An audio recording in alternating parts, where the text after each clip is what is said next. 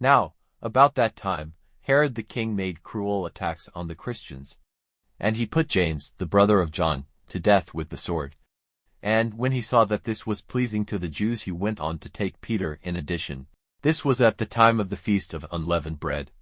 And having taken him, he put him in prison, with 4 bands of armed men to keep watch over him, his purpose being to take him out to the people after the Passover. So Peter was kept in prison, but the church made strong prayer to God for him. And when Herod was about to take him out, the same night Peter was sleeping in chains between 2 armed men, and the watchmen were keeping watch before the door of the prison. And a great light was seen shining in the room, and an angel of the Lord came to Peter and, touching him on his side so that he came out of his sleep, said, "Get up quickly." And his chains came off his hands. Then the angel said, "Put on your shoes and get ready to go." And he did so. And he said, "Put your coat round you and come with me." And he went out after him, and he was not certain if what was done by the angel was a fact, for it seemed to him that he was seeing a vision.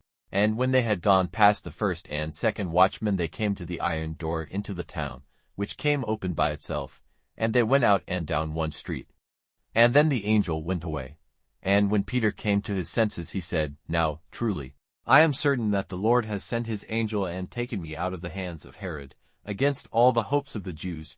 And when he became clear about this, he went to the house of Mary, the mother of John named Mark, where a number of them had come together for prayer.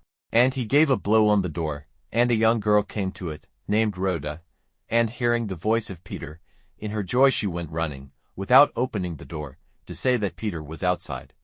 And they said to her, "You are off your head." But still she said, with decision, that it was so, and they said, "It is his angel." But Peter went on giving blows on the door, and when it was opened and they saw him, they were full of wonder. But he made a sign to them with his hand to be quiet, and gave them an account of how the Lord had taken him out of prison. And he said, "Give the news to James and the brothers," and then he went away.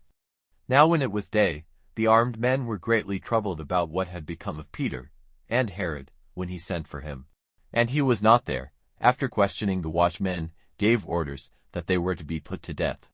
Then he went down from Judea to Caesarea for a time. Now he was very angry with the people of Tyre and Sidon, and they came to him, all together. And having made friends with Blastus, the controller of the king's house, they made a request for peace, because their country was dependent on the king's country for its food. And on the day which had been fixed, Herod, dressed in his robes and seated in his place, made a public statement to them. And the people, with loud cries, said, "It is the voice of a god, not of a man." And straightway the angel of the Lord sent a disease on him, because he did not give the glory to God, and his flesh was wasted away by worms. And so he came to his end. But the word of the Lord went on increasing. And Barnabas and Saul came back from Jerusalem, when their work was ended, taking with them John named Mark.